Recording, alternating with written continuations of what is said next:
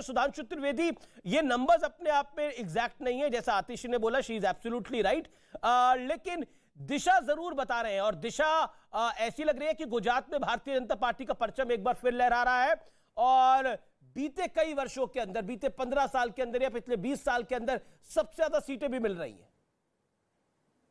तो 3 corner fight का फायदा हो गया आपको। देखिए, जो भी आपका एग्जिट पोल दिखा रहा है, कम से कम ये जो दिशा दिखा रहा है इसमें कोई बहुत आश्चर्यजनक नहीं है। जो अपेक्षित दिशा है उसी दिशा की तरफ यह दिखा रहा है।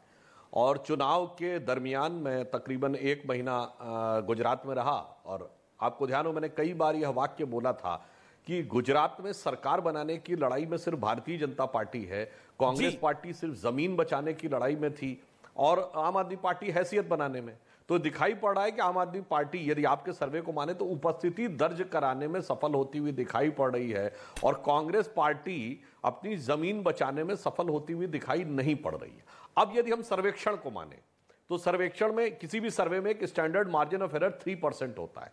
यदि अब मान लिया जाए आपके सर्वे में कि पूरा का पूरा 3% स्टैंडर्ड मार्जिन ऑफ एरर हमारे खिलाफ चला जाता है, तो भी हम 110-115 सीट के आसपास रहेंगे, 132 में, यानी हमें कंफर्टेबली सरकार बनाने में कोई समस्या नहीं होगी। और यदि यह स्टैंडर्ड मार्जिन ऑफ एरर हमारे पक्ष में चला जाता है, या 3 में 2:1 में भी हमारे पक्ष में आता है, तो हम माधव सिंह सोलंकी जी वाला रिकॉर्ड तोड़ने की नजदीक तक पहुंच सकते हैं।